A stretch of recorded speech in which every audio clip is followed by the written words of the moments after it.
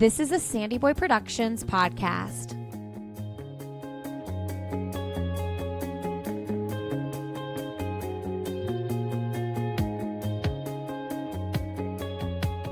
Welcome to Finish Lines and Milestones, a podcast that celebrates the everyday runner. I'm your host, Allie Bretnacher, and if you run, you're a runner, and every runner has a story. Join me every Friday as we celebrate these stories and we cross finish lines and celebrate milestones together. This week's podcast is brought to you by Cure Hydration. Obviously, if you're listening to this when it comes out, we are in the midst of summer training. It is hot, H-O-T hot. So if you're looking for another way to hydrate throughout your day, or if you're looking for a way to keep your family hydrated, Cure Hydration has a great product for you. It is great tasting, no added sugar. There's flavors like berry pomegranate, strawberry kiwi, lemonade, tropical punch, watermelon, and more. My personal favorite is the strawberry kiwi, probably. And then my kids like the lemonade, of course. My oldest is prone to fainting, and so her pediatrician actually recommended adding additional electrolytes and hydration into her daily routine. So Cure's been a great product for that. They recently came out with a kids version. So we are waiting to test that ourselves, but she has tried the regular version and loves the taste. So that is a big win for us to be able to get more of that. And then, of course, for me, as I'm training for a marathon during the summertime, just adding in additional electrolytes and hydration is important for me to be able to tackle those long, hot runs or runs on the treadmill when I decide to stay inside. If you'd like to try Cure, for Finish Lines and Milestones listeners, Cure is offering 20% off your first order. So if you want to stay hydrated and feel your best, you can visit curehydration.com/AllieB, and you can use code AllieB, ALLYB at checkout. That's curehydration.com, AllieB. Use code AllieB for 20% off at checkout and report back. Let me know what you think. And thank you to Cure Hydration for supporting this podcast. Now, for this week's episode, I am so honored to introduce you to Rooster Rossiter, the president of Ainsley's Angels, Ainsley's dad, a retired major in the Marine Corps. I mean, just an incredible human being. And I had the pleasure of meeting him in person earlier this year. When I met him, I immediately was like, will you please be on my podcast? So for anybody new here, because of the Ainsley's Angels family, welcome. Thank you for taking a chance to listen to this episode with Rooster. I know you guys all love him, and it's easy to see why. This organization, in the short time that I've been aware of it and involved in it, has given me personally so much. And at the beginning of this episode, you'll hear my 8-year-old daughter, Sydney, talk to Rooster because she wanted to meet him after I read Briley's children's book, Born an Angel, which is about Ainsley. When I read her that book, and then I told her I was interviewing Ainsley's dad, and she asked if she could meet him. And so she did. And it was such a sweet conversation, but also just a really valuable one, not just for Sydney to hear, but for all of us to hear and just think about perspective, frankly, as marathon training might be hard, as life might be hard. So I personally joined Ainsley's Angels a couple of years ago. I am from Indianapolis, Indiana. Maybe many of you listening have done the Indianapolis mini marathon with Ainsley's Angels. Maybe if you're local to Indianapolis, you've done it solo, and now you're going to do it with Ainsley's Angels after you listen to this.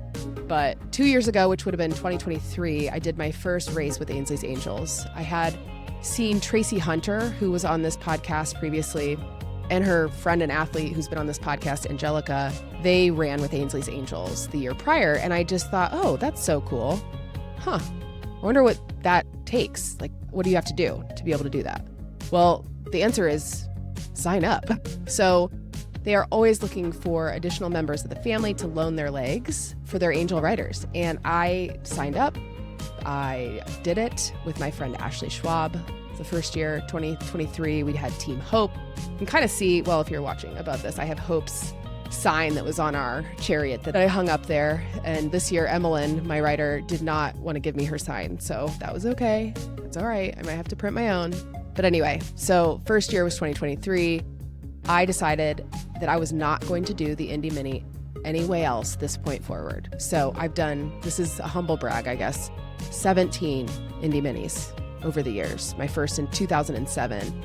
And it's a great race, and this is the way to do it, people. So if you're local or if you're part of the Ainsleys Angels family and you've never come to Indianapolis for this race, it's one of the biggest events for Ainsleys Angels throughout the year. It's in early May, the first Saturday in May. It goes around the Indianapolis Motor Speedway, and to experience it this way is just so incredibly magical. So after doing it, you start at the front. You get to start before everyone else, before the elites, and it's just incredible to be there with the rest of the wheels, to see that big American flag at the start line that you're just standing under. Whereas if you're like me, normal person, you're like way back in the corrals. So that's a cool experience. We line up before that at the NCAA Hall of Champions and walk over all together. It's just a sea of pink.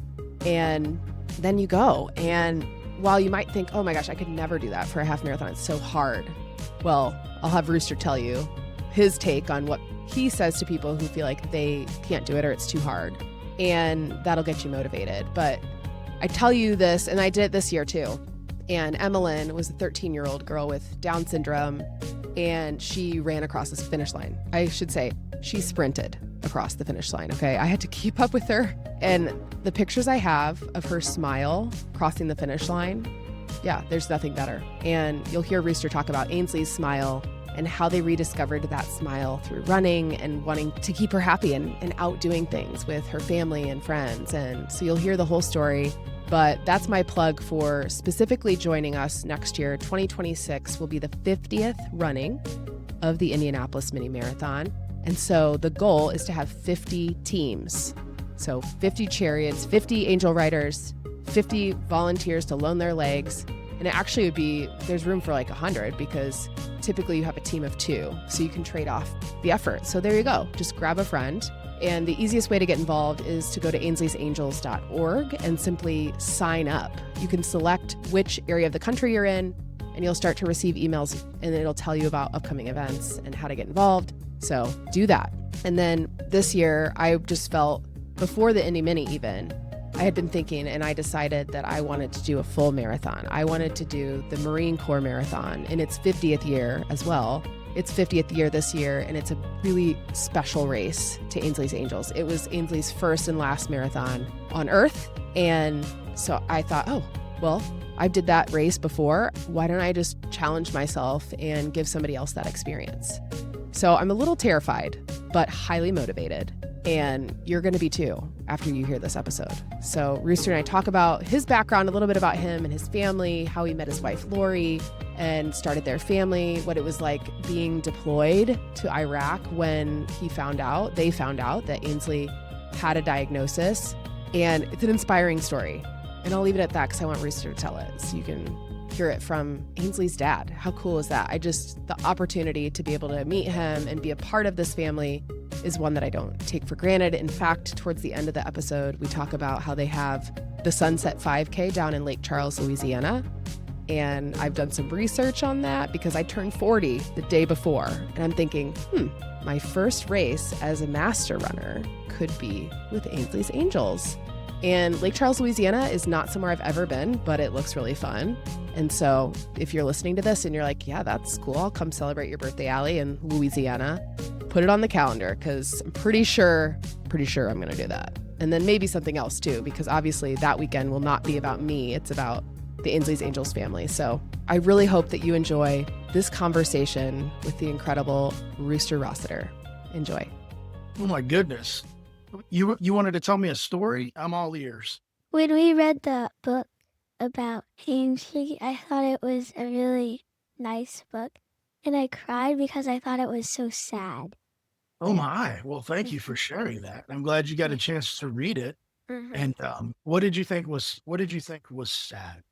That she didn't get to live as long as other kids do. Well, I think it's normal to feel that way. That's good that you have, the ability to feel that. But I will tell you something. Yeah. She might have only lived for 12 years. Wow.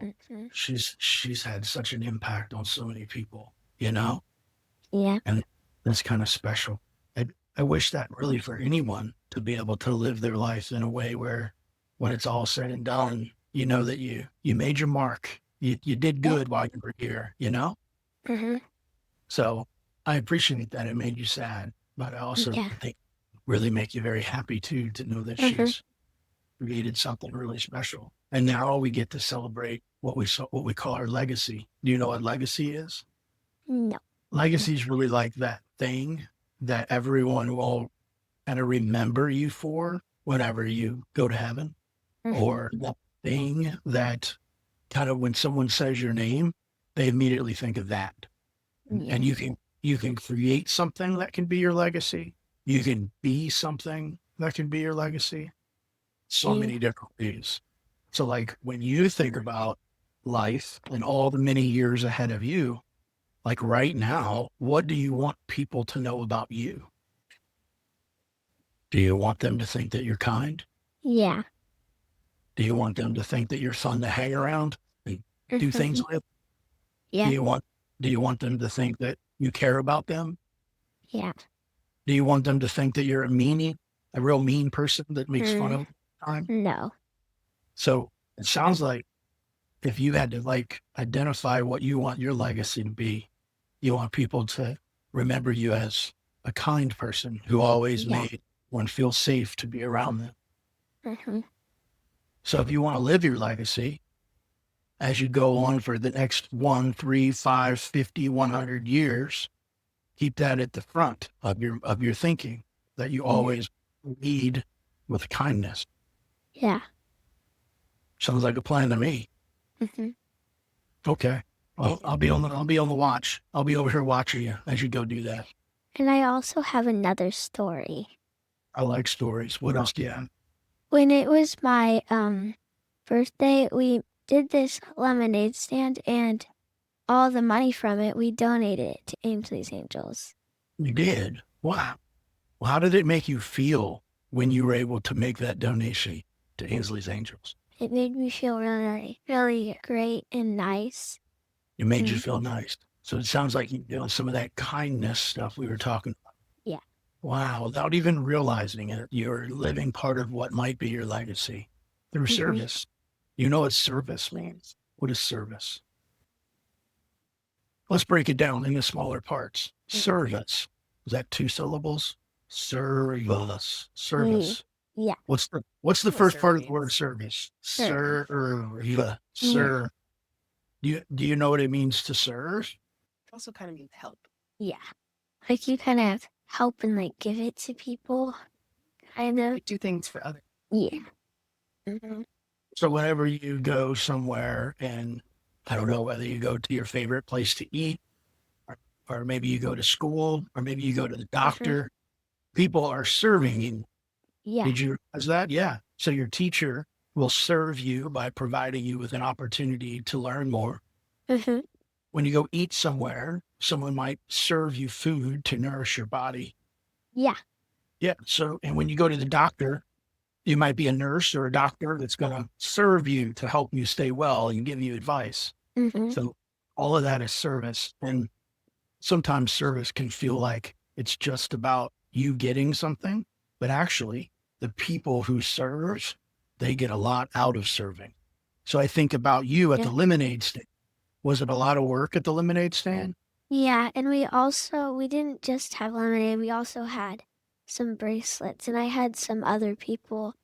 It was some of my friends that also helped. Well, that is awesome. So not only were you able to serve by providing people a service of wristbands and lemonade, but you were able to bring other people, your friends, with you. So you were leading by doing service for other people, and it made you feel happy and good and kind and nice when you were done. When you were done helping other people, you felt good. How about that? Yeah. That's kind of neat. That's cool. Well, thank you for serving other people and for donating the funds to Ainsley's Angels. Yeah. Very kind. Very kind. I know. You know it's kind. It's good. It's good to know it's kind. Because being able to tell the difference between what's nice and what's not nice, or what's kind and what's not kind, is important. That's good. What else do you want to talk about? Say I'll see you in October. Yeah. I'll see Why? you in October. Why will you see me in October? Why will I see him in October? Because my race. He'll be at the race. Oh, because I'm going to go with my mom to the race. Yeah. Oh, right. The Marine Corps Marathon. Have you ever been to Washington, D.C. before? Because our cousins live there, so I've been there before. Okay. Have you been there recently, or has it been a long time? It's been a long time. Right. Yeah. Well, what's cool is every time you go back, you'll get to learn something new. Yeah. I look forward to seeing what you're going to learn this time, and I'll see you in October. Yeah. Bye-bye. Well, thanks for visiting. Bye. Bye. Okay. I think we have Rooster, the Rooster. That's all we need. No last name necessary. Rooster, like Madonna. I mean, yeah, it's very kind. I mean, by no means would I say I'm Bono or a Bono, I don't know. Madonna. But yeah, Rooster works. Kim Rooster Rossiter, Ainsley's Angels president, Ainsley's dad, retired Marine major, proud father of 3, and a wife of, almost 30 years. I live in Virginia. I don't know what else we want to say, but That was good. That was perfect right off the bat. Man, I felt so lucky that I got a chance to meet you in person at the Indy Mini this year. yeah, we're on an elevator, literally hauling stuff up to the expo floor. It's like, oh, hey, by the way, how are you? Like, yes, I always love those opportunities too, because to go to welcome people face to face into the Ainsley's Angels of America family, and not to say especially, but it is even more exciting when you meet those folks who are going to actually be on our charity team at the Marine Corps Marathon. Just a huge race for Ainsley's Angels, and it's cool to meet the people ahead of actual event. So yeah, that was cool. Well, and I don't know if you know this, but I actually had I committed to doing it? No, I had. Okay, never mind. I was going to say that just like put me over the edge though with excitement in terms of being able to actually meet you, talk to you. You shared some about the story when we were chatting. I'm like, I need to get you on my podcast so that I can share your story and the Ainsley's Angels story with more and more people, because next year at the Indy Mini is going to be the 50th year for the Indy Mini. And so we want 50 teams. Do you have any idea how many there are right now? Yeah, no, I don't know right now, only because, Indy Mini's in May. Right, of next year. Yeah. I mean, of course, Christy High, our ambassador in North Central Indiana, would have all the details on that. But like, I do know that I think 50 is definitely attainable, and it's attainable because we've grown it over the years. If you were just like, hey, we did this race last year, and next year we want 50. And by the way, folks, when we say 50, we're talking about 50 athletes with disabilities who are then paired with at least 50 folks who loan their legs and then get pulled around the course by the athlete with disabilities. So that's a lot. And so Marine Corps Marathon, there was a time where I remember getting to the starting line in 2011, and it was me and Ainsley. And they said, go whenever you want, sir. And I'm like, what? This is wild, right? And now I think we have 71 to 75 athletes with disability, what we call angel teams at this running, which is the 50th Marine Corps Marathon. So I figured if we could hit these milestones, see what I did there, hit these milestones at Marine Corps Marathon, there's no doubt that we can hit the Indy Mini. And the race director's not doing anything to like curtail us. Like, they're here for it because we've demonstrated through the years a safe way to execute this. So we love the support of the Indy Mini. So well, most of my listeners, actually not most, I would say half of the listeners of this podcast are local to Indy because that's where I live. And so a lot of people I interview for this are local. And so I've already know people who've told me, Allie, I signed up to do it next year because of you, because I saw it and it looks amazing. And we want that experience. We want to give somebody that experience.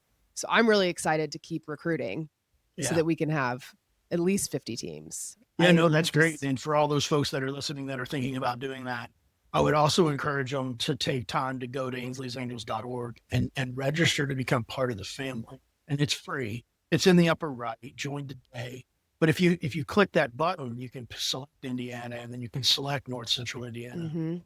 And if you're not from that area, you can look and see what state and what locale we are in. We're in hundreds of communities.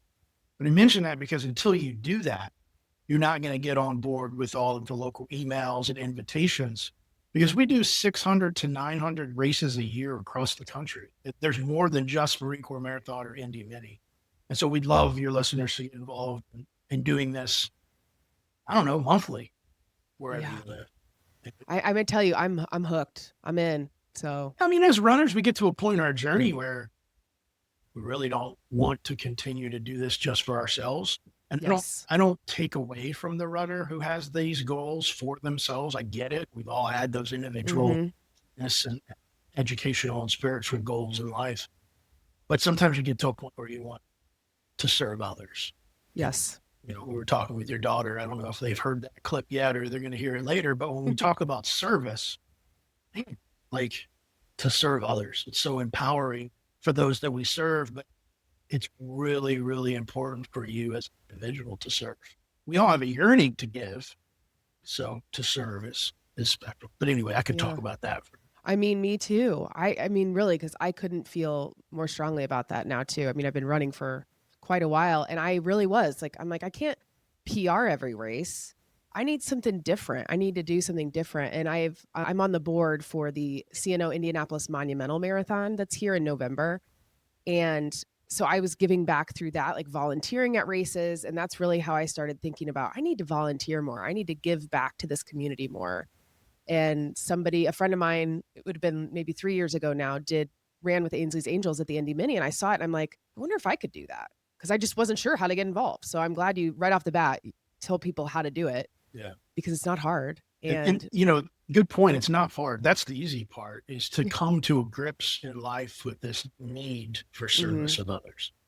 And once you can like realize, maybe you just now had a revelation, whoever's hearing our voices, like, congratulations, you made it. But you've been there your whole life. You just never really categorized it that way. If you really think about it, you've had a yearning to serve others ever since you were using, you know, a lemonade stand as a 7, 8, 9, 10-year-old, or maybe doing something in your community through sports and school and clubs. And it's that beautiful feeling about how it makes you feel. But all the while, that's why we say together we shall, because together we shall is the motto of Ainsley's Angels, but we can accomplish so much more as a team than we can as individuals. And there's so many examples of that in everyone's life and in the history of the world, frankly. So you are in Virginia Beach, Virginia is where you live. Yeah.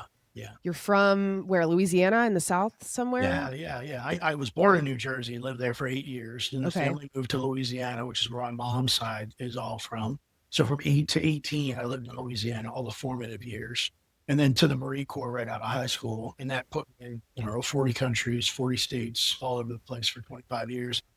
We landed in Virginia Beach, which is where I retired from the Corps, and turned all my energy and attention towards being the president of my daughter's legacy. I mean, thank you doesn't do it justice to say thank you for your service. I mean, you talk about service, it's like, holy shit. You're welcome. But I also will say it's an honor, frankly, and more importantly, it's a privilege to have been able to serve. Do you know how difficult entering the armed forces is? And I'm not trying to hype it up and make it sound like it's this hard thing. Like, oh my God, nobody can do that. It's hard to do. What I mean is you have so many elements that go into the process to get into the services, whether it's your ability to take a test, your background track, how many times you smoke marijuana, the things that you did during school, or things you didn't do during school. And then the medical piece, like if you use drugs to help you with your ADHD or ADD, like there's a whole waiting period that you have to be off of the drugs in order to be eligible for military service. Wow. And just to think about that, how many friends and family do we have with diagnoses? Diagnoses? I don't know. Diagnose I. Yeah, diagnose I. How many friends and families do we have who would disqualify from service? So I come back to that word privilege. It was a privilege to be able to be accepted into service, and then quite the honor. Gosh, just an honor to serve during all those years.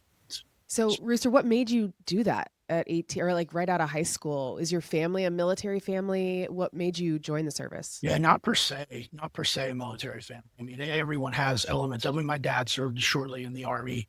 My wife's dad served a little in the Army. When we talk about like careerists, there was no one I could point to in the lineage. In fact, I've gotten into genealogy recently, and yeah, it's a whole another podcast. But no, I think it was this. You only have a couple options. So think about it. You're in the 11th, 12th grade. I mean, what are your options? Option one, you can go to college, maybe, assuming you can qualify and afford it. Option two, you can get a job and stay local working that job, maybe from your parents' home, maybe from your own home.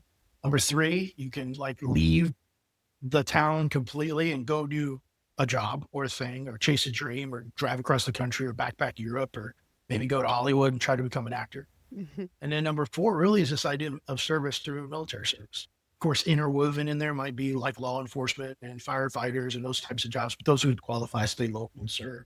So as I looked through the spectrum of that, my dad said to me, he said, it's a young person's decision.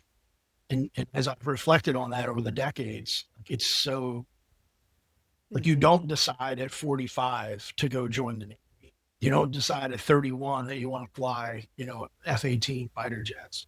Yeah. I mean, you can, but like you're completely kind of limited. So ultimately it was a situation where, to answer your question, as I examined the options and as I thought through the lens of it's a young person's decision, it was the one that made the most sense for me. And once I met a Marine recruiter, it was over. Like I completely changed everything. It was over.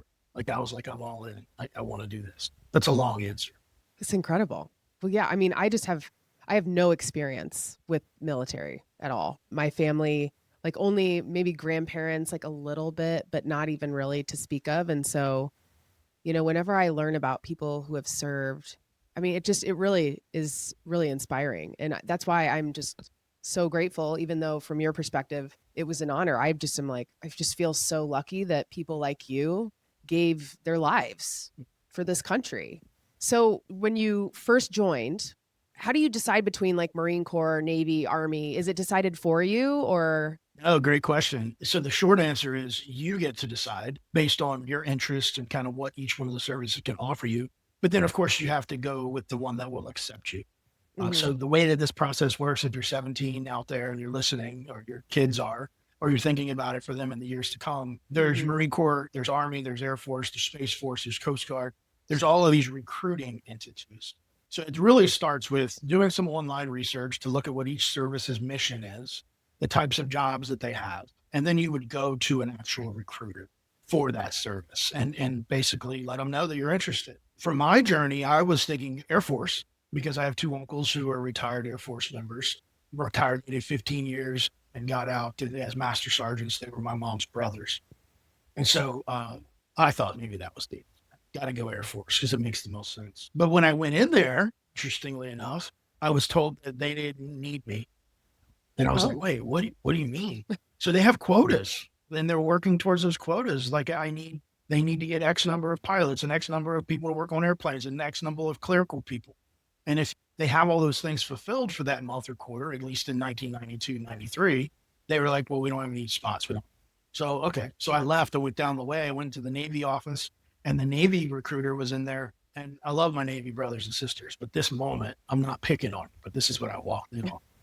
The recruiter sitting there with his feet up on his desk. His shirt was untucked. He had his tie. He didn't even have a tie. He was all untucked and unbuttoned. And he was actually smoking a cigarette in the recruiting office, as if to say, this is the life and I don't need to do anything. When I saw that, I was immediately like, yeah, no. So I turned around, and as I walked out of the door, there was a Marine sergeant in full dress blues, probably about 6'3", 225, and just looked at me. Like, can I help? Like, what do you want? What are you doing here? And in that moment, I was like, this is what I want. I want this. That. Yeah. And then, of course, he had fun with it because he's like, you don't really have what it takes to do this. Oh, what? Baloney, let's go. And that was the test, kept me going. That's a long story, but this is the short. Well, it's so interesting. Yeah. You're like, no, I want that. I would never like picturing a guy with his feet up on a desk with a cigarette. Yeah. You're like, this isn't like, I want the military. I want to really serve. And yeah, again, no shade for the Navy. Thank you everybody who has served. It's something that, I'll never do in my lifetime, but I respect the hell out of everybody who is and has served. So during that time that you were in 40 countries, 40 states, like, could you give us some, I don't know, maybe a few stories? I mean, that's 25 years of service. I mean, we have no time for that, all of it, obviously. Yeah. But I would love to hear just a little bit about what that part of your life was like. Yeah. I mean, well, so if you're in Louisiana and you go straight into the Marine Corps, you're going to go to boot camp nowadays in South Carolina at Parris Island. Back then I went to San Diego. And so all of a sudden there's a new state right there, California. I'd never been to California. I had the idea about that. It's a different climate. And anybody who's been to San Diego can tell you it's beautiful and it's awesome. But it's not necessarily beautiful and awesome when you go in July for what will be 13 weeks of Marine Corps, boot camp. But I could appreciate, the beauty of it. And that whole pipeline of training kicks off the day that you go to boot camp. And then, of course, you finish boot camp and then you go back for some more training. And then I went into the intelligence field. And as an intelligence professional, my training was in Virginia. So suddenly I remember when I was really young, maybe I went to Williamsburg, Virginia, to Busch Gardens with my family when I was super young, but I was never, I don't know that I would say I've been to Virginia because, a 4-year-old memory. But so now there's another state that you go into and it's totally different than California. You go through that training. And then my first duty station after I was done with that was in Japan. So here you are, 19. Was I 19 yet? Yeah, I just turned 19 and went to Japan. And to get to Japan, you get a chance to go through a few countries. And then while I was in Japan, had a chance to do a few countries. And it was that basically for 25 years. Now, there comes a point in the journey where you might have some stability, where you might be at a duty station for a prolonged period and you may be there with a family. And so now the family stays and you go. So numerous schools all across the country, whether it was in Yuma, Arizona for some weapons and tactics instructor courses or courses down in Florida focused on understanding insurgency. SEER school, survival, evasion, resistance, escape training was out in California as a young person. And that's wild because you get a chance to see just how long you can go without eating food. And then just how long you can go, if I told you a secret, how long can you keep the secret? And at what point do you break? Learning that about myself at 2021 was really awesome because knowing your breaking point is pretty empowering because you know how far you can go in the thing. And then there was training where we were stationed in North Carolina and we would go up and down the eastern coast on a ship and make movement from the ship to the coast and do different training there in preparation for a deployment. I remember that one, the test was how long can you stay awake? And I remember getting to it's 54 hours. I can tell my friends it was actually 55 hours just because that's like my number. But when you get to a point where you're awake for 55 hours and the boss asks you a question, like the boss, like, hey, Rossiter, what do you think about blah, blah, blah. And my answer is to just look at him like, I just looked at him. I just said, yeah. When I should have said, well, sir, given the current intelligence threat stream reporting, I would assess that the adversary is considering A, B, and C. And I'm just like, yeah. So he was like, hey, you go to bed. This is it. Yeah, you can no longer be awake. Yeah. So anyway, I could go on and tell you many stories about that, but like there was the whole African experience, sitting off the coast of East Africa and then getting a chance to go into Africa. I had planes, trains, and automobiles, and I don't know if I even have enough time for this, but from a Navy ship to a little smaller ship to the beach to a Jeep to a place to regroup, reset, and then get in a van and then get into a truck and then get into a John boat, like the guy that's doing the loop around right now is trying to accomplish in a John boat. That's basically an outboard motor and you're controlling it with your hand to like a place to go. Then they bring you to a place and you're in this little city and then you go get an airline ticket and then you get the ticket and you go down this beaten path to a runway that's actually grass that you then hop on to take this prop aircraft into a major city where you now are met with a taxi. Anyway, and you eventually get onto a big jet and that jet takes you to a wholly different country and you arrive in United Arab Emirates. Then you're only there briefly before you find your way into Bahrain, over to Qatar, Doha, where you then get a rental vehicle and you drive all around, various countries in order to determine various things. And then you fly on a helicopter back to the ship. Anyway, it's planes, trains, and automobiles. Was what I just explained to you. And this might be a decent segue, was a 30-day period after I had gotten the phone call from my wife with Ainsley's diagnosis of infantile neuroaxoma. Oh my gosh, Rooster. Wild stuff. We were in a position where I couldn't just go home because it didn't make sense mission-wise. And the command was like, as long as we are not able to necessarily send you home, we're going to keep you very busy. And we're going to leverage all the training and all the life experiences up until this point to give you an opportunity to focus on missions. And eventually it did get to a point where that distraction wasn't enough anymore. And the boss could see it. He's like, hey, how you doing? I'm like, I'm effing done, sir. And he's like, yeah, I could see that a couple of days ago. You get on the helicopter tomorrow. You're going to fly to the ship. You're going to go here. You're going to do that. Well, I was, as you were telling the story and just thinking about all that time that you're in the service, I was curious about when and how you met your wife and started a family and kind of where that came in. So that is a good segue. Yeah. What's your wife's name? Yeah, Lori. Lori. And I met in high school. Lori and I went to the same high school. And there's a long, long story about kind of that whole journey, but suffice to say, we were going down the main road. I was in the car with friends and she was in the car with friends. And there's a road that cars would just drive up and down, but she just did. I was a freshman. She was a sophomore. Yeah, she's older. And she had this thing, she calls it a crush, but whatever a crush is in sophomore. For the guy that was driving the car I was in. And so as they drove, they said, oh, well, let's go over here and pull over. And because that's what you do. You meet up in the parking lot and everybody gets out until the cops come and rush you off. But that was the first time that I had met her. And it was odd because I at that time was extremely shy. And my wife tells the story better than I, but very shy to the point where people who knew that person might be surprised because it was just, I don't know if it was shy or lack confidence or I don't know, but she found herself attracted to that and intrigued by that. And that led her to eventually approach me. I'll never forget it. She was like, hey, she called. This is a couple of weeks later. Would you like to go to wherever? And I remember saying, I don't know. I gotta ask my dad. And I hung up the phone. Like, what? You want to, you know what I mean? So that's so 13. Crazy. Yeah. But so we dated for about a year or so. And then she'll tell the story. I broke up with her for some other girl, but maybe there's truth, maybe there is. I don't know. Who really knows? But it was not until I came back from that SEER school. So we dated in 1991. I went to that SEER school in like 96.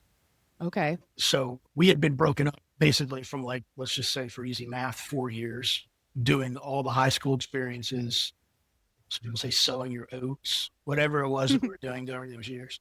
But after the SEER school, I came home and long story, but we ended up connecting and the rest is history. So we got back together in 96, got engaged in 97, got married in 98. She moved up to where I was in North Carolina at the time. 2001, we had Briley, our oldest. 2003, we had Ainsley. In 2005, we had Camden, our youngest and final child. And it was around the time of Camden being born that everything tied in with Ainsley's diagnosis. Not around the time he was being born, shortly thereafter. So that's when decisions were made to take the necessary steps to no longer procreate, at least me. And then, and so then the Marine Corps eventually, when we got that diagnosis in 2007, moved us to Virginia Beach, where it was to provide continuity of care. The expectation was that Ainsley would only live to like 10 years old, given the diagnosis, which for listeners that are curious, the short story is that she had toxins that would build up along her nervous system. And that those toxins, as they built up, they would take over the nervous system and destroy it, essentially. So this is why we didn't know anything until like 12, 15, 20 months, because the toxins weren't enough to show any impact on the nervous system in our first 12 to 15 months. But once she wasn't hitting those milestones, my wife was like, you know what, something's not right here. And mother's intuition kicked in, and that's when she started the process, which ended up being about a 24-month process to eventually get to this diagnosis. So think about your eyes and have optic nerves. All of our optic nerves, I think, are red with good blood and good blood flow. You could see Ainsley's optic nerves slowly changing from what might be red to maybe light red to rose to pink to white, and as that happens, it's happening globally. And she got to a point in her journey after 12 years where her little body just couldn't take it anymore. And she passed away in February of 16, which was years beyond what we would have thought we were going to get from her life. And I attribute that, many attribute that to really the love and care that my wife gave me. I mean, Maury was her 24/7 caregiver around the clock, which is amazing. You talk about extending gratitude to somebody. And of course, Lori's answer is like, well, it was my honor. It was my privilege, of course, but really special. And that's why I think caregivers just play such a huge place for me. Oh my gosh. Caregivers. Yeah. Incredible people. I didn't realize. Well, and then you were gone when the diagnosis happened. I'm just thinking about Lori and trying to put myself in her shoes, and just, you get this, you have you've got 2 other kids. One is pretty young. And then you have this diagnosis. Your husband is overseas. Yeah. Man. Yeah. It's a lot. And sometimes you can't lose sight. We can't lose sight of just how powerful the human mind and the human desire to persevere, especially when you're talking about your offspring, your kids, you know, and what you'll do and the lengths that you'll go. Right. Never would I want to compare like a mother's love and a father's love for their child. But when it comes down to it, like the mom carried that child within for anywhere from 7 to 9 months. And now this child is there to be cared for and loved on in all the maternal ways. Yeah. And so it's something I can never understand, but I was so blessed to be able to pay witness to her caring for her the way that she did, and the way that she poured herself into, all the while having the other 2 children who demand of her energy and her attention. Right. Yeah. So at what point, so you found out when she was like just over a year, things weren't happening. So you're like, okay, now, and then you get the diagnosis a couple years later, because it took that long to figure out, like, to pinpoint what it was. Yeah. Yes. So it was 12 to 15 months where milestones weren't met. And then that kicked off a process that was 24 months. And the reason it took so long is because at diagnosis at 4 years old, she was one of only 7 in the United States. So I didn't say like 1 out of 70,000 has this. No, she was one of 7. And we understood globally within a few years after that there was a suspected like 40 to 50 in the world. Now, since then, we've seen the numbers go up because we've learned so much about it, and they've been able to help people get diagnoses. But it's still just, there's probably less than 100 in the world right now with this diagnosis. So it's extremely rare. Wow. Yeah, really rare. Wow. So we're grateful. Yeah. We're grateful to have gotten the diagnosis, because there's a lot of situations where you wouldn't get that. Yeah, sure. And then you'd never, potentially, never know. You wouldn't. And the diagnosis that she had up until that point was cerebral palsy. Okay. Which is really just damage to the brain. One of her MRIs showed something, smaller than normal cortex humpty-frats. I'm not going to sound like a doctor here, but enough for them to say, yeah, there is damage to the brain in this spot. So CP, and so a lot of our Ainsleys Angels family members have cerebral palsy diagnosis. And that's like sometimes the only diagnosis that they'll get, but it's possible that there's so many other more specific things. Cerebral palsy is just a very big blanket. Yeah. Yeah. One of the women I had on this podcast previously, Amy Shinneman, she'll be at Marine Corps. Her husband pushes her. I think she was 45 when she was finally diagnosed with this rare type of muscular dystrophy. I mean, it's one of those things where you're like, yeah, I could see people go there almost, more than half their life without knowing. So I'm grateful that you were able to have an answer. Now, was there any sort of therapies or like treatment to speak of that Ainsley did, or was it more about just like, let's make her as comfortable as we can, give her the best possible life that we can? It was both of those two things. So yes, there were multiple therapies: speech therapy, occupational therapy, physical therapy, all the T's. Yeah. And then there was also, the types of things that you can do as people in a family to celebrate life and that's what we decided. We didn't want to stay in home and just do nonstop medical things and immerse myself in, and I'm not knocking those that do this, because there are some that do, and it's therapeutic, but I didn't immerse myself in like trying to understand the disease and then raising money to fix the disease. And instead it was, well, maybe there'll be time for that later, but for now, let's go do things. Let's go out in the world. And that provided not only an opportunity for movement of the mind and the body, which is a big thing that I professed about the importance of mind and body movement and how critical that is, but also this idea that she was able to educate people while she was out there. And by being able to educate people while she was out there, it was really, really awesome. When we moved to Virginia Beach, it was her physical therapist, Peggy, who actually gave us this challenge or invitation to go down to the oceanfront and run with this newly forming entity called Team Point Virginia Beach for Ainsley to do that. So without that physical therapist in our life, we would have never been exposed to this thing called, endurance running, and such a life-changing thing. August of 2008, Virginia Beach Ocean. So One Smile, which, by the way, your runners and the listener runners are going to appreciate this. When we got down there, I did not push her in that race. So it was structured the same type of way as Ainsley's Angels is, where you bring your loved one, we provide the chair, we provide the able-bodied runner, we pair them up, and they go run the race. Well, that's how this was at that point. In fact, I didn't even know anything about the running world at all. And they took off. Not only did they take off, but I was like, wait, where are they going? And the physical therapist says, I thought you were running. I'm like, well, these people, they have this thing on their shirt. It's a number. I don't have one of those. What is that number? And she said, and I'll never forget it. She goes, well, that's because they registered. This is an open boardwalk, though. Go. And in that moment, I was like, dude, I did it. And in hindsight, I'm like, I was a bandit. Oh my God. I was a bandit. You didn't know. I know. I didn't. Yeah, you had no idea. But it's funny to think about now is Ainsley has our own race series, and we do the timing and all the things. And we all know in the running community, bandits are bad. Yeah, you don't do that. And so, so as I got to the 1 mile, it was an out and back, 1.5 miles down, 1.5 back. And as I got to the 1 mile mark, they were already turned around and at their 2 mile mark. You tracking? So as I see them coming, they're the head of the pack, and I can see Ainsley's face, and she's lit up. She's smiling. Had I been behind that chair in that moment, number one, she wouldn't have been winning or moving that fast. Number two, I wouldn't have been able to see her face.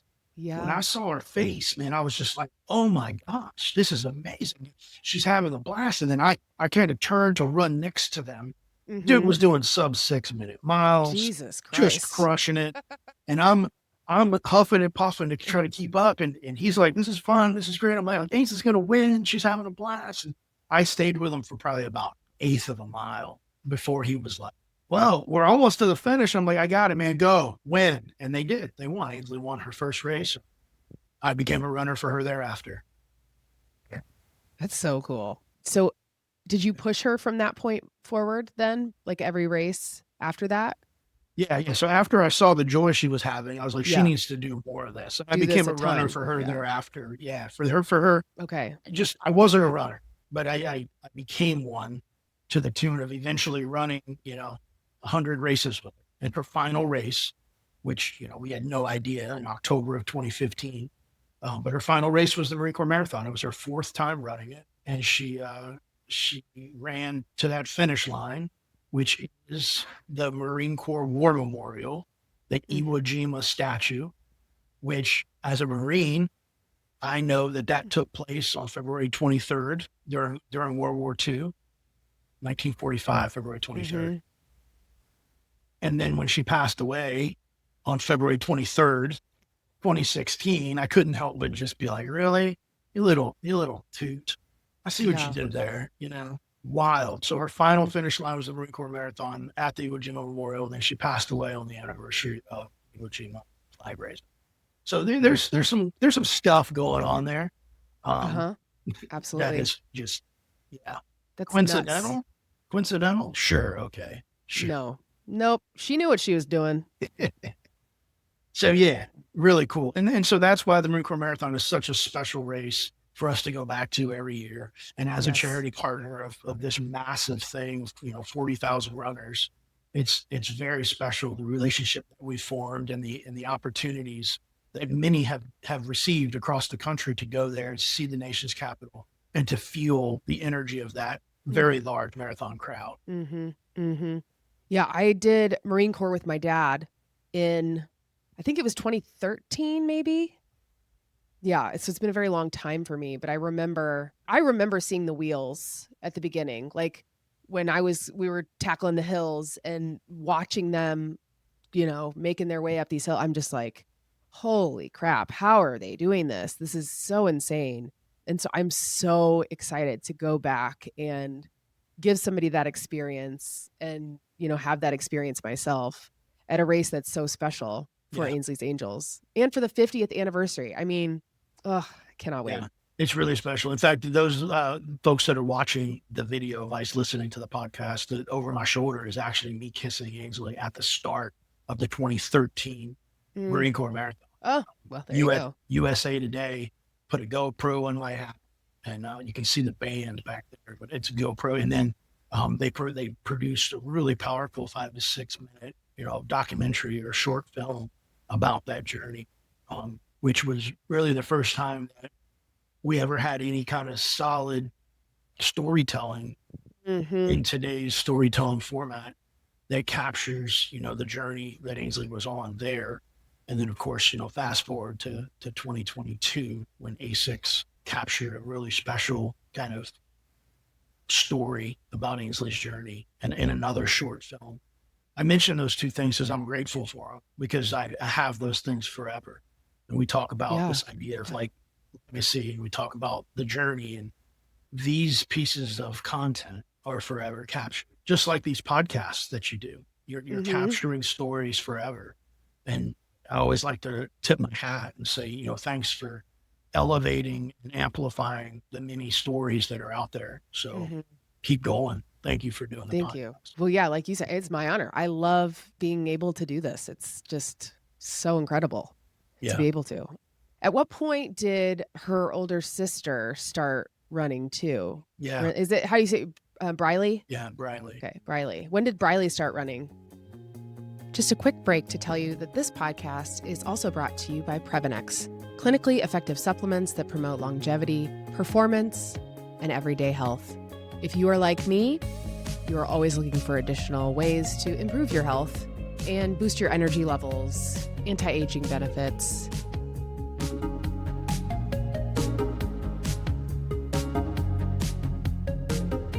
Quick break to let you know that this podcast is also brought to you by Previnex. Previnex creates clinically effective. Just a quick break to let you know that this episode is also brought to you by Previnex, clinically effective supplements that promote longevity, performance, and everyday health. If you are new to this podcast, perhaps this is the first you've ever heard of Previnex, and if so, awesome. It is a game changer. For me, I started taking their products back in February of this year, and particularly, I really love the Gut and Greens Superfood. I was taking a green previously that I spent a ton of money on that turns out had a lot of added fillers and wasn't the quality that really I should be using, especially for the money. So Previnex, which is actually based where I'm from, Carmel, Indiana, has a better product that is less expensive, and it has helped give me a renewed sense of energy. I take it first thing in the morning, every morning, and I find myself not necessarily needing as much coffee. There are also anti-aging benefits, immune system benefits. It is a great way to help create more health for yourself. So if you'd like to try Previnex, you can go to Previnex.com, Previnex.com, and you can use code AllieB for 15% off your first order. That's Previnex.com/AllieB, ALLYB. And thank you so much to Previnex for supporting this podcast. Back to the show. When did Briley start running? Yeah, they did their very first 5K at age 9 and 6. So Briley was 9. Oh my gosh. Ainsley was 6. And it was actually next to and with Dick and Rick Hoyt. Oh my gosh. So I have a picture hanging in my garage of Briley and Ainsley, Dick and Rick crossing the finish line in South Central Massachusetts and Dick's hometown. And the reason that happened is the year before, Briley had seen all the fun that Ainsley and I were having and said that she wanted to do a race like that with sister. And we had a chance to go to meet Dick and Rick and to go and do some things with them the previous years. And she said, I'd love to do it up there at that very special 5K. And then she put her energy to it. So it happened because there wasn't a whole lot of things Ainsley was able to do for fun and for socializing at age 6. Yeah. But Briley saw an opportunity to do that with her sister. They went on to run 30 races together. Wow. Which was so cool to witness as a father. Yes. And of course, the book Born an Angel is something that Briley was able to write in her summer before her 6th grade year. She has always been really gifted. If anybody's ever come across Briley and met her or communicated with her, her ability to communicate verbally and her ability to communicate through word is quite remarkable. I mean, it's a step above. And so she was the highest. She in elementary school, she was on the newspaper staff and had written a short thing about pushing her sister. That led to just so many other pieces of the story, but it led to her essentially being able to write this children's book and get that published. And that's another thing. I mentioned content earlier. Like, this is captured forever. Your daughter read the book. Oh my gosh. You know what I mean? Like, yeah. That's pretty powerful. Like, the power of content and to have things documented. Right. Special. Right. It's so special. I mean, I can make myself cry just thinking about reading that book with them for the first time. You know, I bought it at the mini expo. You signed it for the girls, which was so sweet. And I didn't expect Sydney, my oldest, to like understand it like she did and have the emotions that she just started sobbing. Like but it was such an important thing for her to understand. And like hearing you talk about the power of legacy to my, 8-year-old, I'm just like, this is what it's about. Yeah. It's so important. These are not conversations that I'm speaking for myself. I was not having conversations about grief and legacy and service when I was, 7, 9, 12, yeah, 17. Right. Yeah. I mean, 27. I mean, you keep going. It's like, but I use those 3 words and I use them intentionally, like more energy to be poured into educating people through experience in the power of service, in the power of legacy, and frankly, in the power of understanding grief and how important it is to experience all the phases. Because the second that you try to stop it or push it down or put it in a box is the second where you get really sick. And you can only, compartmentalize things for so long. Right. And so there's an acronym called My Active Grieving Instills Courage, which is magic. It is magical. It is magical when you actively grieve. I think that your daughter getting a chance to read the book and then to feel comfortable in your presence crying in reaction to a story speaks volumes to the safeness that you're providing her as her mom. And there's a lot of folks who don't have that safety and that place where to feel all the feels is encouraged. Imagine getting to a point in your life where you can no longer feel. And if you can't feel, you can't get high either. Right. Like, what are you talking about getting high? What just happened? No, I'm not talking about toking on your favorite, tobacco. I'm talking about feeling the thrill of accomplishing a milestone or getting to a finish line. Yeah. Same thrill of feeling is the same thing that you have to feel on all the spectrums. So if you're listening to this and you're holding something in that you haven't had a chance to feel, like, I think your next finish line or milestone will be even better because you've had a chance to feel it. It's not awesome. Like, it's not awesome during it. The past 3 days, I have been going through a very significant amount of feeling to the point of actually using the word out loud, saying, I think this is a little bit of that depression. Yeah. It doesn't mean that I need to go to the doctor and get on a prescription, but it does mean that I could find my way needed to do that if I don't. If you can't feel it, and then if you feel it and you can't get out of it, I think that you can go through the process of being. And if you can go into that whole movement phase, I feel like it helps a lot. So like, much. I didn't, for the past 3 days, I found myself just kind of just being, which is cool. But having this opportunity to have the podcast today meant I had to move my mind. I had to get prepared for this through the lens of how can I actively grieve in this podcast in a way that gets my mind. So My wife and I take the dog for 3 walks a day. We took the dog this morning, so I got some movement there. And then, my ice barrel's outside, so I put some fresh ice in it because I said, when this podcast is over, I'm going to need to go into that. And I think I might go for maybe a little jog later. And I'm saying all this to tie it back to really this idea of finish lines and milestones. And when you ask someone, what's your next race? What's your next finish line? What's your next life milestone? I know you ask your guests these questions. Sometimes the answer is, I have no idea. Yeah. You're not going to know unless you can get into a place where you can move your mind to help you get creative with identifying the next milestone. Because the day that you're no longer excited about a milestone, and the day that you no longer see finish lines, you'll find you're going to find your final finish line. Yeah. And I didn't mean to take us there. I'm sorry that I took this. I'm not sorry. No. Yeah. No, I know what you are saying. Well, it's just so important to feel all the feelings, to have that roller coaster of emotions. And I have so much respect for you, Rooster, in coming out and saying, like, shoot, the last few days I feel depressed. I mean, it goes in waves. Like, some days you have the highs, you're crossing finish lines. Other days you're like, this sucks. Yeah. I mean, it's just the reality of life, sadly. And I'm curious about your relationship with Lori throughout this journey. And does Lori run at all?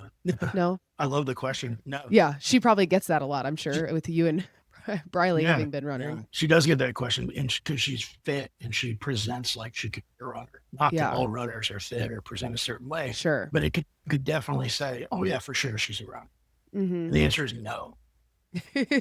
No. The furthest I've ever seen her run in my life is about 50 feet in front of our house.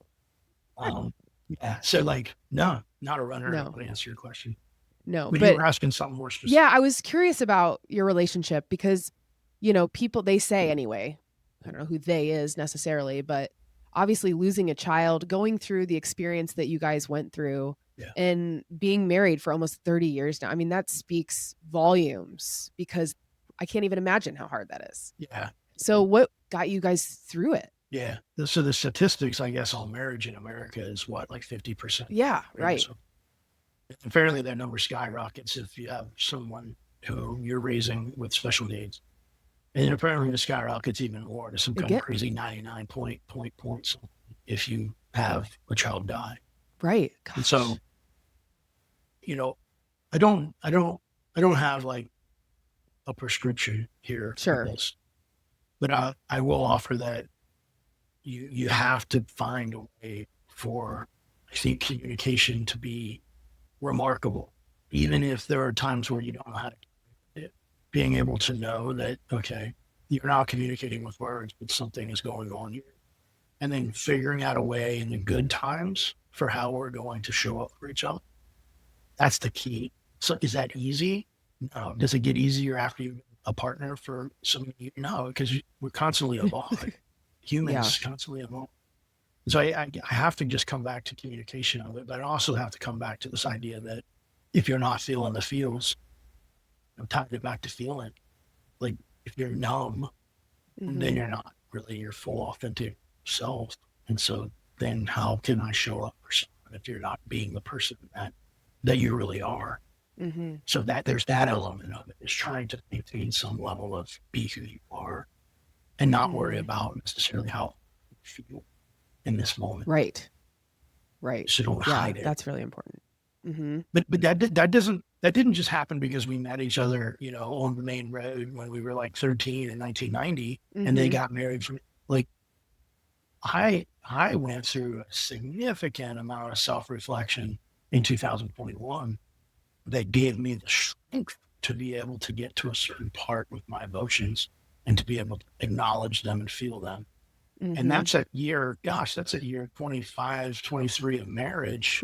Right.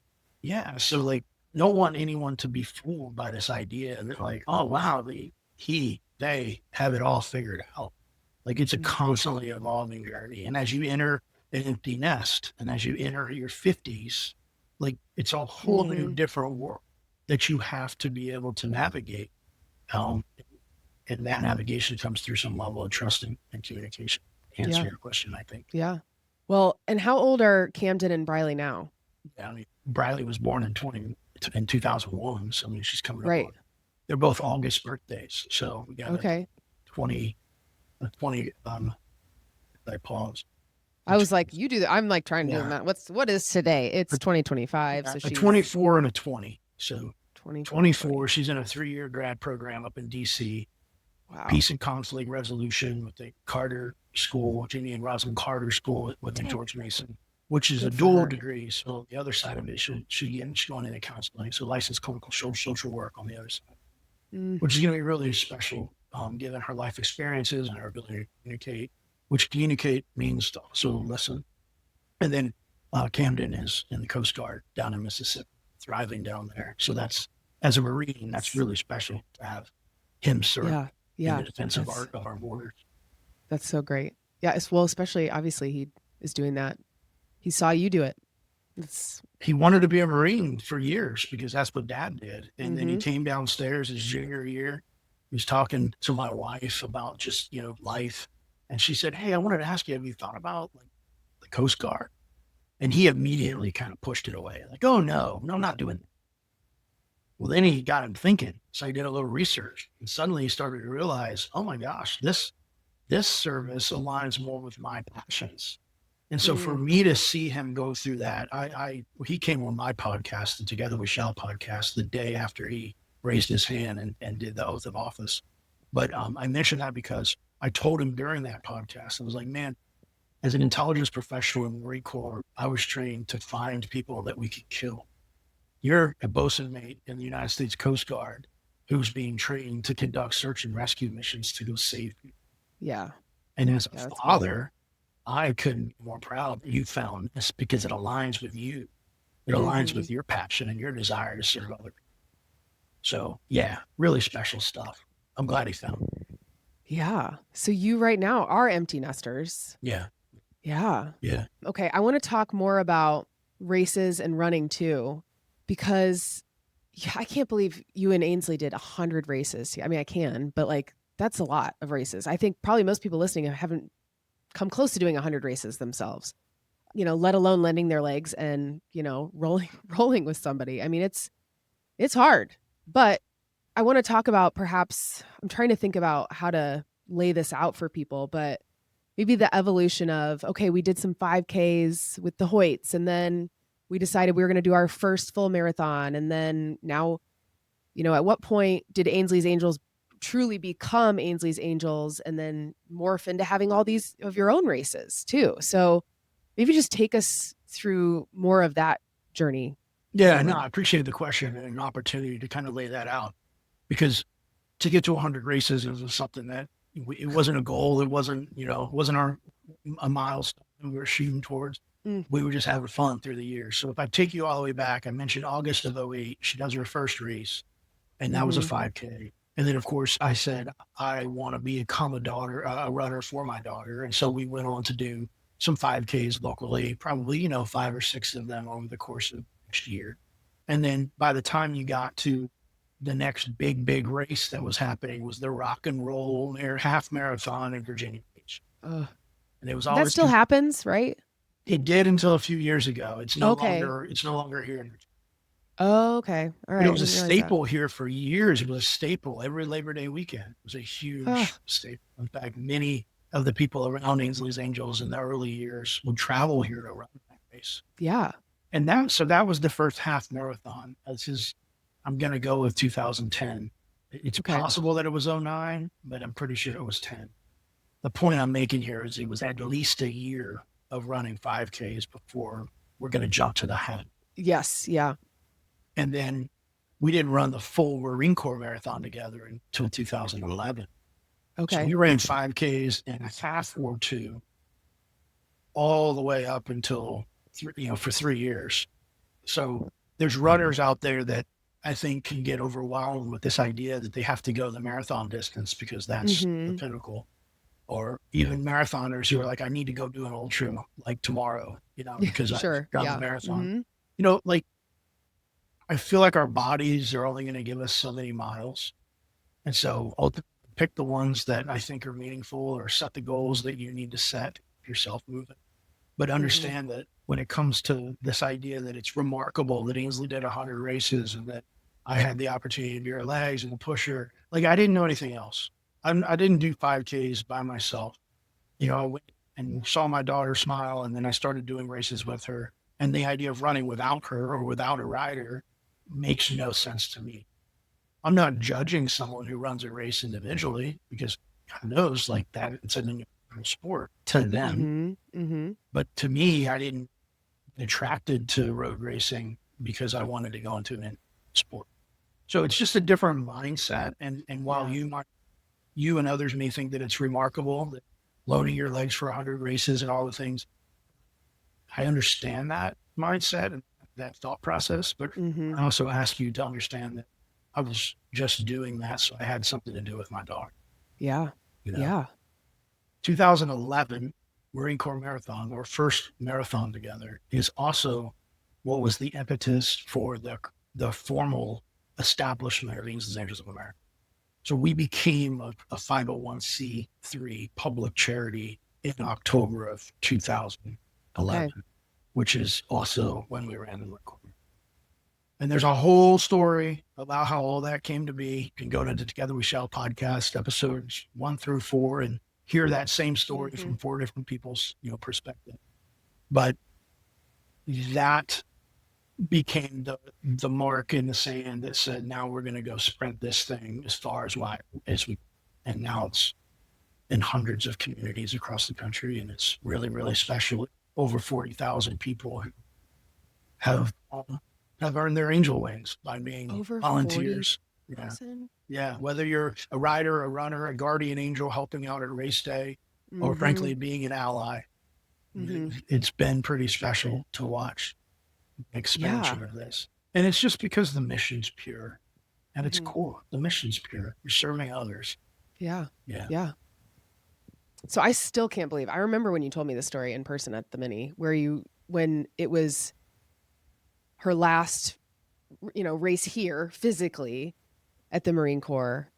And then that significance of that February date, just thinking about, after losing her and still having this mission, like, can you maybe tell people a little bit about what it was like then, pushing somebody new for the first time, or, how she comes to you in whatever that might be? Like, where do you see Ainsley today? When do you feel her most?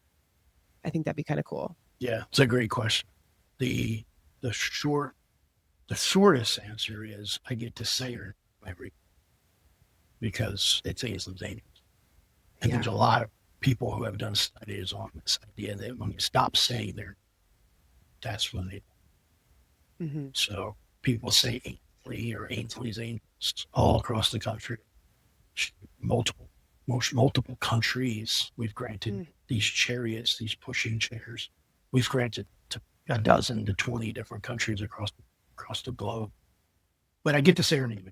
But if I take it back to when she died, it was Christmas before she died. So this was Christmas Day in 2015. And it was raining. It's ugly. It was cold. Too cold for her to go for a run. But I felt like I needed to go for a run. So I went and I told her, I'm going to go run for you today out here. And that, without getting into a long, long story, that led to 1,492 days. So if you want to do the math, that's a run streak of over 4 years. And I'm grateful. It was 1 mile outside from midnight to midnight. That was the rule. Had to be a sub 11-minute mile. Most of them obviously were faster, but I gave myself a buffer for recovery days. But, and it would have kept going probably had my body allowed it to keep going. Bring that up to say, look at me, I ran every day for 4 years. But to say that even the day that she died, February 23rd, was I think run streak day 55 or something. I went and ran that day. And I didn't know that I was going to, but I did. It was so powerful. Just remembering kind of how she came to me, how I felt her, and how I was able to at peace. not just with her passing, but with her piece. And then also with this idea that I can still run with her. And that's what kept me that every single day. And Yeah. within a week, she passed on a Tuesday, and we had a race that Saturday in Virginia. And I went and ran that race, and I didn't realize, I didn't know if I was going to even go to that race or what it was going to be. How I didn't know. You asked me, how did it feel to push others? Yeah. I knew that I needed to run the day because I could be closest to Ainsley, and we had a race. And so I went to the race, and I was paired with this young person and did the race. And it was so much of a light bulb moment to say that Ainsley may have passed away, but Ainsley's Angels will endure, and it will endure with me as the president of our legacy. There was a lot of folks that were unsure about the future of Ainsley's Angels when Ainsley died, or thought about it in the months or years leading up to it. But it was in that moment, and it was solidified that, yes, this is what I'm going to do. And not only this is what I'm going to do, but I'm going to probably retire from the Marine Corps fairly soon hereafter and go and continue. That's exactly how it played out. I don't know if that answers your question. Thanks for letting me remember that. Yeah. It's really powerful life. It's just hard to imagine. Yeah, it is what hard. you guys have gone through. I lived it, yeah. and it's hard to imagine and reflect back on it. And I lived it, but like, yeah, everybody has some form of trauma in their lives. Everybody does. And losing a child is trauma. But I guess I'm somewhat fortunate, at least this is the lens I choose to look through, is that the trauma that was led to something so bright. And I guess when you can turn traumatic experiences into life-altering impact for not just the victims or the survivors, but those around that choose to be magnetized to it or choose to allow that light to shine on them. It's just... Yeah. And you've mentioned your podcast a couple times, Together We Shall podcast. And that was started in 22. Is that right? 2022 you started that? Yeah. The goal was to try to do, 2 a month. We've since put out 56 episodes, so it's not quite the goal.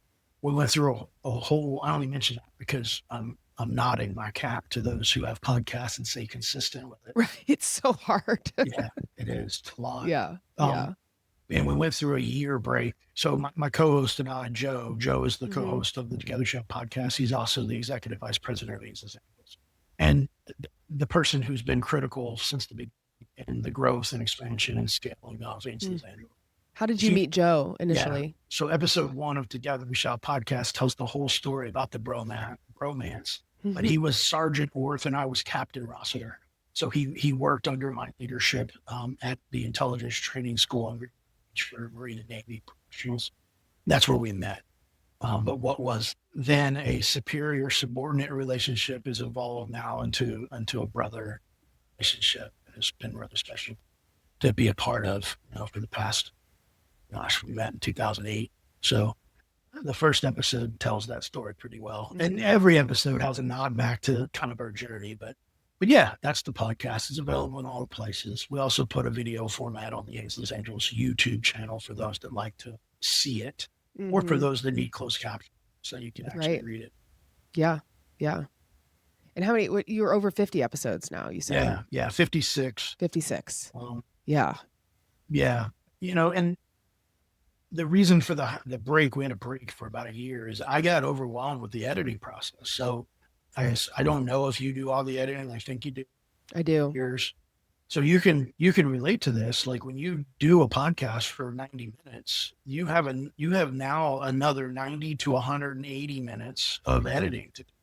Yeah. And it's like, well, why? Well, you got to listen to every minute of it. And then you got to splice it and move stuff around, put your intro and your outro and all the things. All the things. By the time you're done with it, like, it is a whole investment. It's way more than just recording a conversation. And I got to the point where it was just taking too much time and I wasn't having fun editing it. Right. To be honest. Yeah.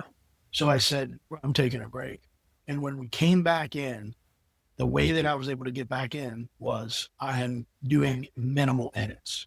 So from the time I hit record to the time I hit stop recording, I'm picking that up and I'm plugging it in. And I'm saying, you know what? Yeah. If a listener wants to listen to this, they're going to listen. And if they don't, very well. Then they don't. I mean, that's totally fine.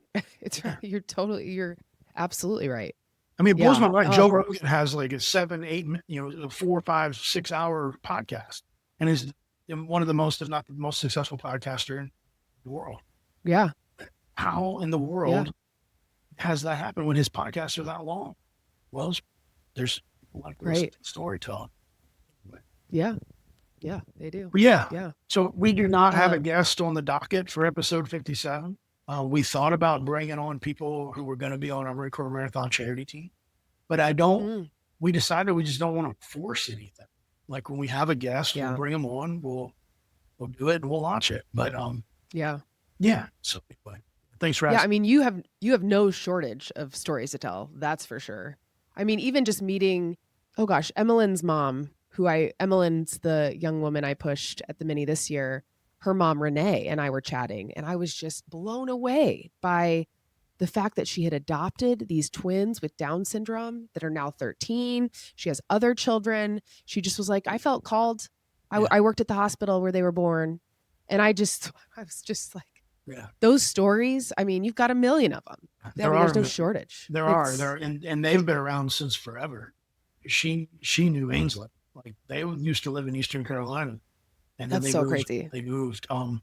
It's wilder, and there's a plenty of them. And so there's a mom who did some adopting, the Stackunis. It's an episode that we did. And now her kids are, 20s and 50s of these kids that she adopted from some pretty dire streets in some scenarios. But hearing those stories and hearing it play out and hearing the why and why people do what they do, again, capturing those stories, that's key. It's important because no one else is captured. Right. Yeah. And speaking of, I'm just thinking about triathlons because obviously this is a running podcast, but a lot of people I've had on are into triathlons as well. And I know that you guys do triathlons, which could you explain that to people, how that's even possible to do that? Yeah, for sure. So obviously triathlon is swim, bike, run. And we basically take apps and we attach the appropriate equipment to the swimmer's back to tether them and allow them to accomplish the swim. And then when they get out of the water, we go to transition and have our chariots can connect to the back of bikes. And so we properly connect the chariot to the back of the bike, and then off goes the team on the bike portion. And when they get back, we can take that share and reattach the front wheel and facilitate execution of the run. So all of that is done just like, everybody else is doing transitions. Ours are just a little bit different at the phases. That's wild. Yeah. We have this happening probably 20% of our locations. And the reason that number is so low is because it is wild and it's a lot. I mean, the logistics already of a triathlon, just with people, like normal people, not to say, you know what I'm saying? Yeah. Is hard. And then you add the complexity of another human, another device, something that you're. Yeah. So so it's mandatory that they practice ahead of time. So they'll meet up at a local, watering hole and they'll. Yeah. But you can't just because you're a triathlete and you've done Ironman Kona doesn't mean that you can pull a raft behind you. And then the rider, we need to make sure the rider doesn't get into that raft and suddenly panic or start to flip arms or go overboard. Like there's a lot of our riders who cannot swim. And frankly, even with a life-saving vest on, couldn't right themselves or couldn't keep their head up. Right. And so Ainsley never did a triathlon. And that's because it was grave danger. Right. That's, yeah. But it's cool. It's cool. Have you done one? Have you done a triathlon? No, I'm not. No. Again, me and Ainsley do races. Yeah. Yeah. So no, I mean, as a Marine, I had to swim. If I would have fallen off of a naval vessel, I never fell off of a naval vessel, so That's good. I'm fine. I'm fine not having to go. Now, there's enough amazing triathletes in the world that would loan their arms and legs to our athletes. So Mhm. there's no need. Yeah, yeah. I am not a great swimmer, so I'll leave that to the triathletes. Yeah. I was going to ask, okay, about what the first race that you organized and put on, and kind of how that led to a whole series, that Ainsley's Angels. Like, you actually have a race series, which I didn't. I mean, there's still a lot I don't know about the organization. I have limited experience, and so how did that start? How did you decide? Okay, we're going to do a race. Yeah. So, and I love referring us back to the Together We Shall podcast for the whole story. Episode 4, I think my sister came on. No, it wasn't 4. It was 3. So my sister's the co-founder of Ainsley's Angels. Her name is Chris, and she lives down in Lake Charles, Louisiana. And we used to go home to Louisiana every summer to bring the kids to see their cousins and visit everyone. That's when I would take my leave, and we would do that. Well, at this point, 2008, Ainsley and I are running. 2011, we started Ainsley's Angels. Time's going on, and all of our travels would be to go do races. And so it's like, well, if we're going to go to Lake Charles, Louisiana, where Ainsley's Angels in Southwest Louisiana exists as a location, it'd be great if while we're home, that Ainsley and I can do a race. And so I told my sister like that. And she goes, well, there aren't any when you're going to be here. Right. And I was like, be cool if you could like find one. Just being like an older brother, trying to like, I bet you can't find one.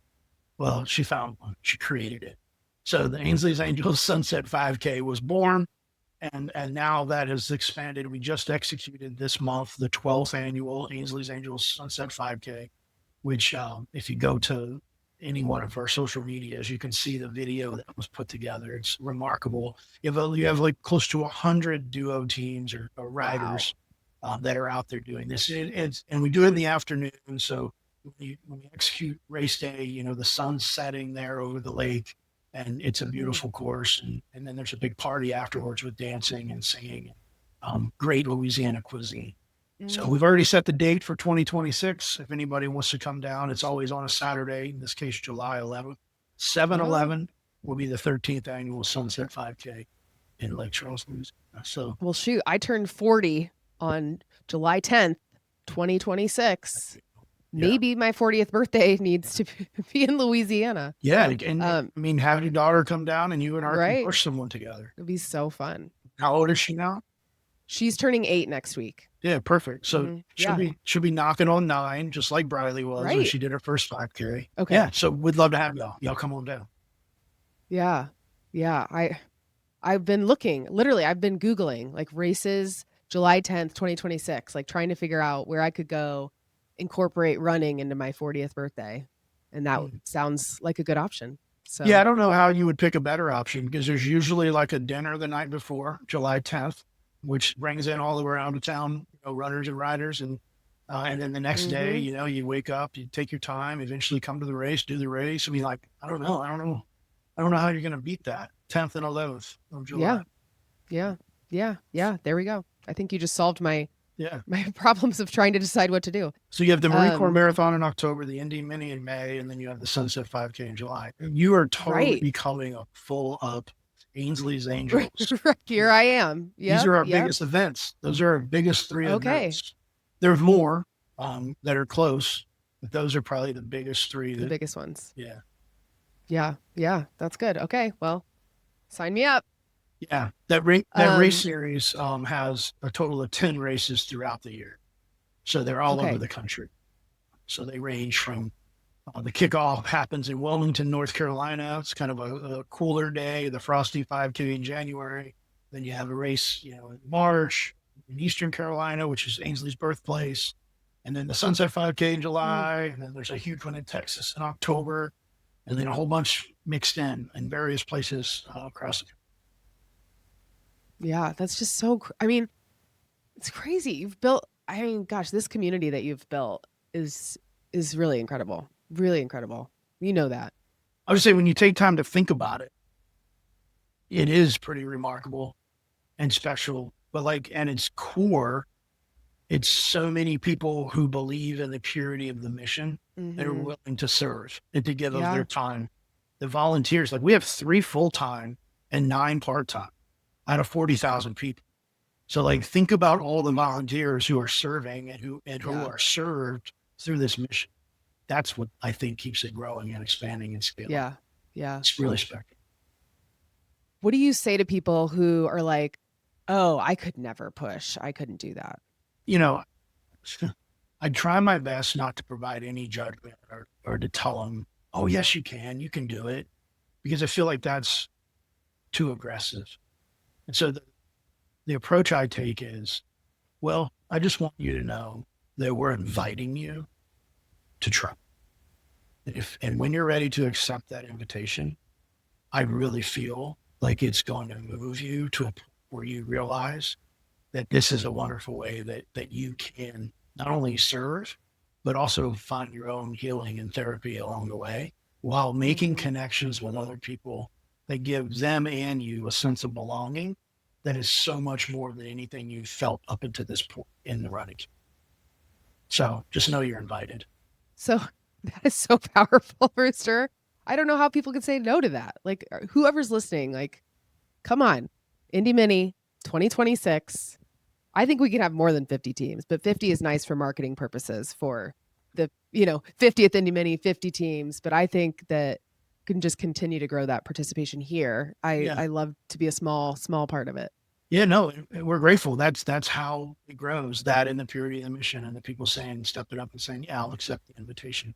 And I have to point out that we have so many other races across the year than just the Indy Mini. So anyone who's listening can go on the website, click the button, and then that'll give you invitations each month to races.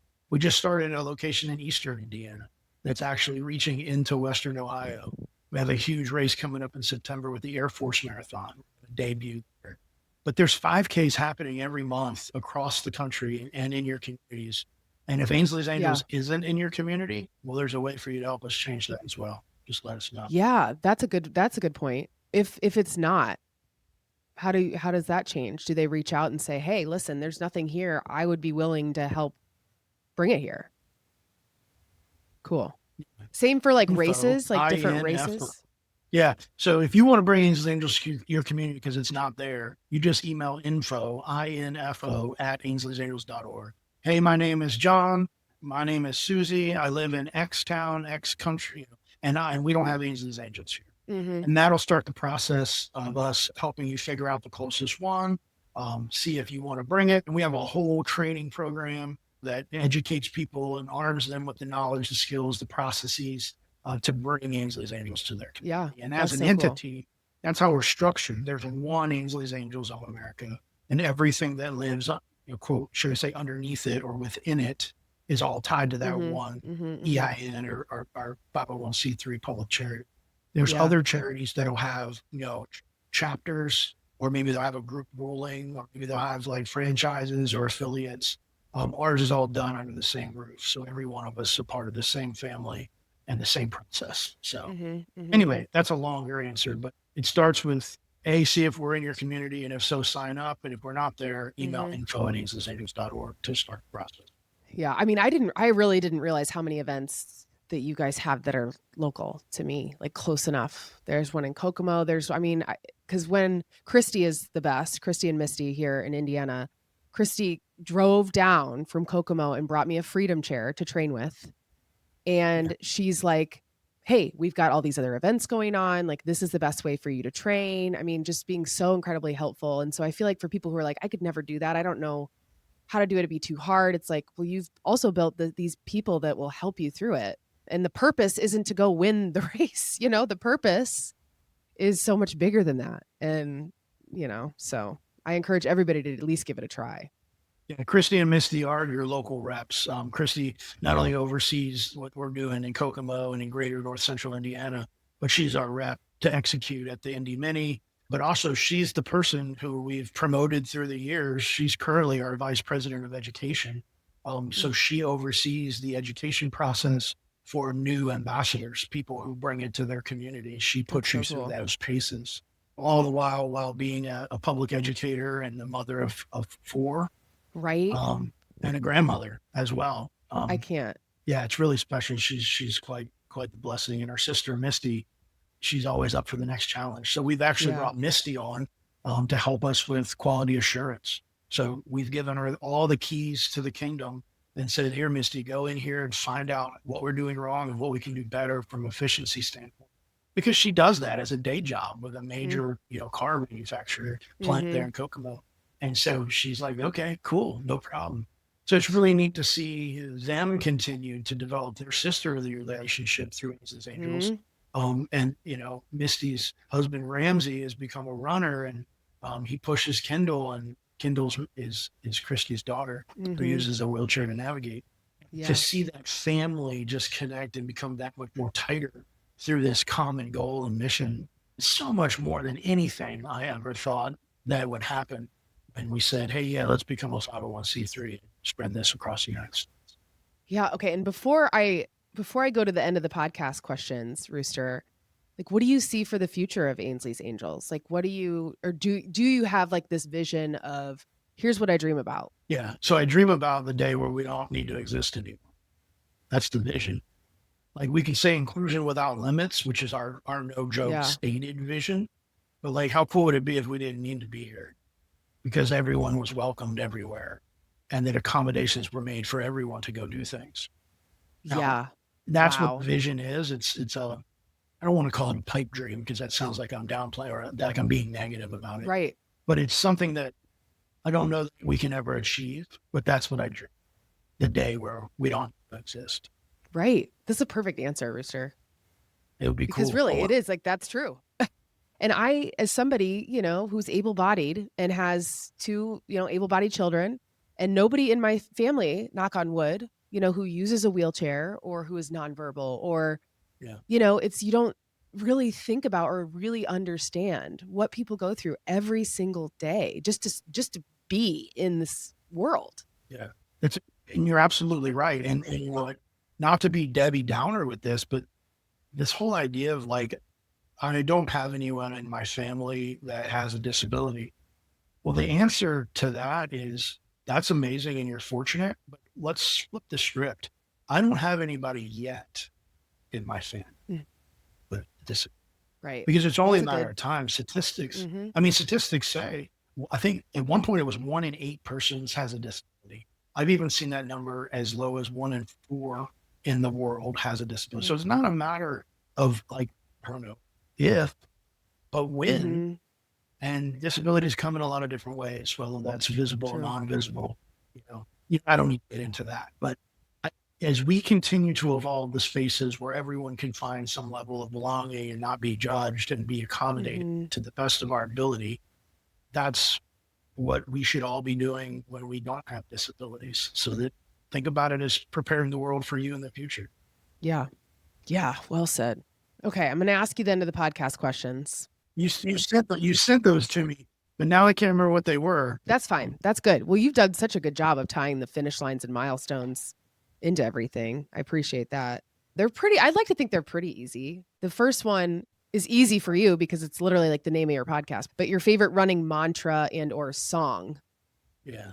So, obviously, Together We Shall, I hop that all the time. That is the name of the podcast, but it was well before the podcast. Together We Shall was our motto. Together we shall accomplish so much more than we accomplish, together than by ourselves. But the song piece, it's funny because during my run streak, I had an alarm clock set. Every night at like 7:55, it would go off to say, hey, did you run yet? And so this song will play and my kids will say, did you run yet? Even if like we're off family vacation or something today, but it's Lose Yourself, Eminem. Oh, just the whole, the way he gets into it and the lyrics, and it's Eminem. And so he's a lyrical genius, but like, there's so many pieces of those lyrics that are beautiful when it comes to persevering, challenging and overcoming. And then the beat just gets you going, and it's a long song. So, there was a time where I was like, I need to get this song done before my 1 mile. And I feel like that there was a version of it that I could do a mile in enough time. That was in a different time. So what's funny is I have a story related to Ainsley's Angels about the song Lose Yourself. We were it was my first year. And I was pushing Team Hope, and we had a speaker so we could play music for her. I mean, I didn't do a good job of like curating a playlist. I mean, I didn't know what Hope was going to like, what she was like. And so at one point we had Eminem playing. I don't know how this happened, but then it was Lose Yourself. And there's some parts that aren't like super great to play out loud in front of a bunch of people. But it was like, I have a visual. It was like right around mile 9. Where we're like going through a couple curves before you hit the roads again. And I just remember it playing, but also just like loving that it was playing because it is such a good song. Hope's favorite song is Fat Bottom Girls by Queen, which just in and of itself makes me laugh. Yeah. And her mom was like, I don't know why, but like when that song comes on, she loves it. You can tell. And so we played it when we were walking to the start. Yeah. We played it probably at least 2 or 3 times during the run itself. She ended up falling asleep, which means we did our job, according to her mom. Yeah, but then I tell you what, Rooster, we crossed that finish line, and what song comes on? Fat Bottom Girls by Queen. Swear to God. You couldn't have timed. And I mean, you're just like, yes. So that's awesome. Stuff. The beauty of Apple products is really the whole Apple Music piece. And once you create a playlist, it's kind of in your profile forever. Mm-hmm. I'm looking at my phone right now. There's playlists back from when I used to run with Ainsley. That the playlists from our races. Yeah. So I would also add that there's quite a few songs from that era that when they pop up, not only am I connected with Ainsley because I'm actually moving and running and it's awesome, but then that song will come to it. Oh gosh, like I remember this or that or where we were. So really cool. Power of music. It's really awesome. Yeah. And then the other question you've already mentioned, and it's what's your next finish line and or milestone? Yeah. Well, so when I did I answer that? I don't know that I answered. You didn't answer it, but you talked about it. You were like, sometimes you don't. Yeah, you have don't. your next, like you might not know, and that's okay too. So, and that's where I wanted to take this. Like when I saw the question come across in your pre-email communication, I looked at it, and in that moment, I realized I don't have a finish line or a milestone that I can speak to, and then I thought about, you know what, I need to get one. Because without a finish line or a milestone to shoot towards, what are you excited about? What are you living your day for? And maybe it's because of where I've been the past 72 hours in this place of, reflection, we'll call it, that I haven't lost sight, but it's like, what am I excited about? And that's my goal this week is to take the momentum of this deep reflection and taking a knee with you today and talking through this journey and remembering the why and remembering some of the things that have happened through the years to use that as momentum to help me maybe identify what a good milestone or a good finish line is.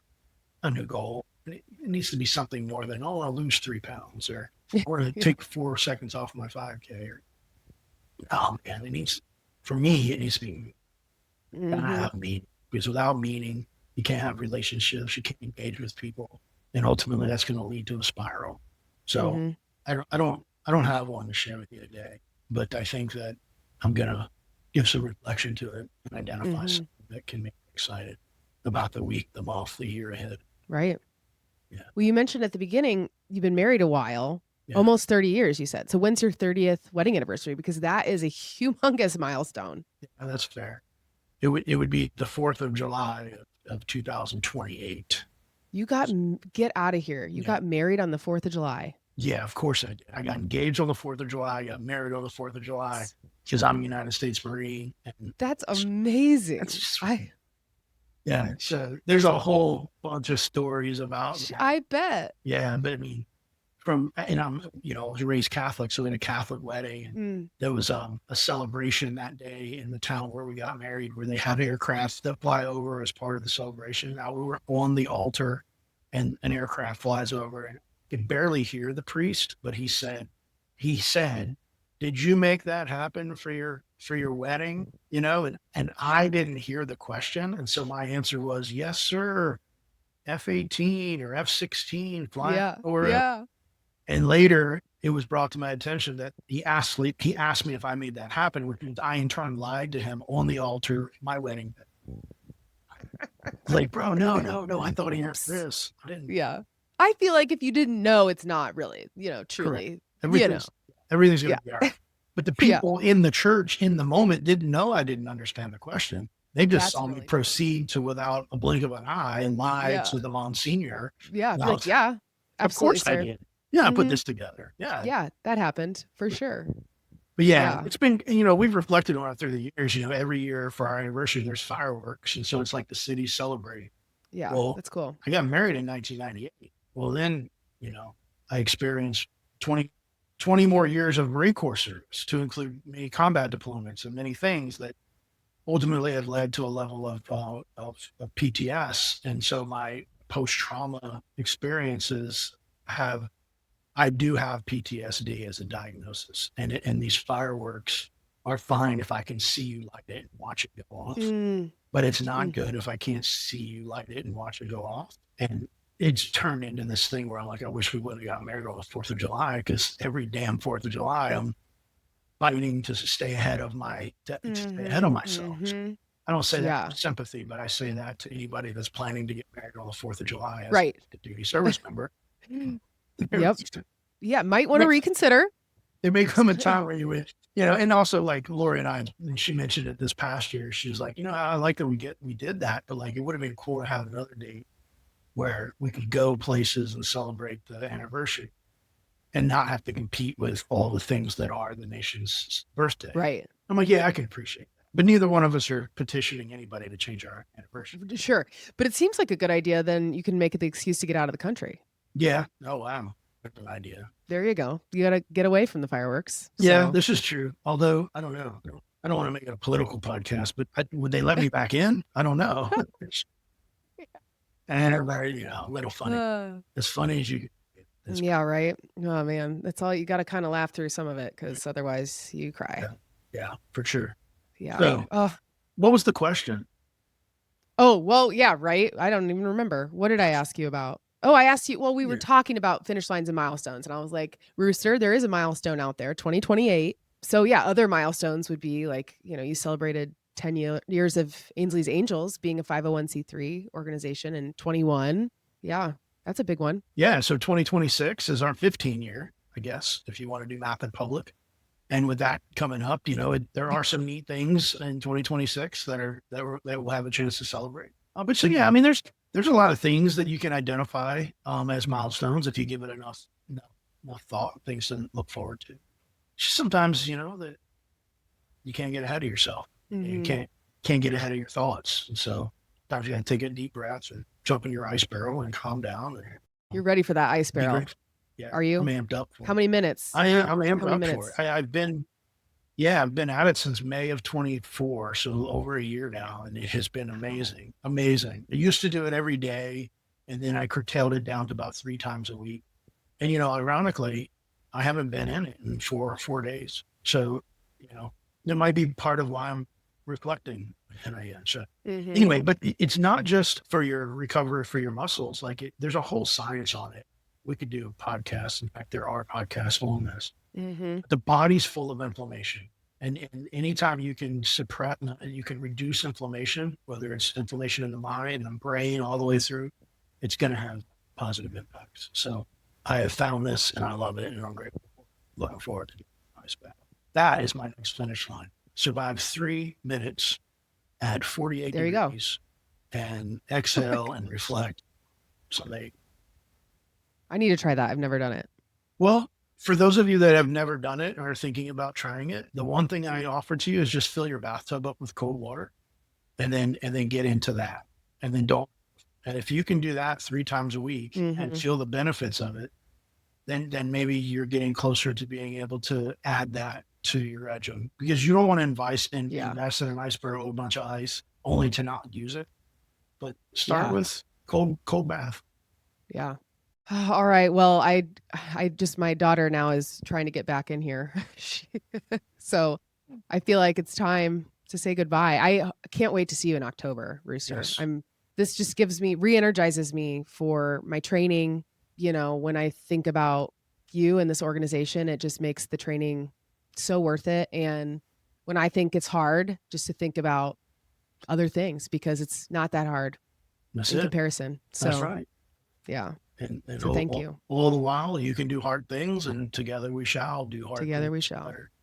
Yes. Yes. We'll see you in All right. October. And Lori, my wife, just told me last week that she's coming to Marine Corps this year. I was going to ask you that. That's excellent news. Yeah. I would love to meet her. Yeah. There's been years where she has gone, or maybe she hasn't gone, or maybe she's gone and did a couple of the events. This year, she said she wants to travel the whole thing with me and go to all the things I do during that.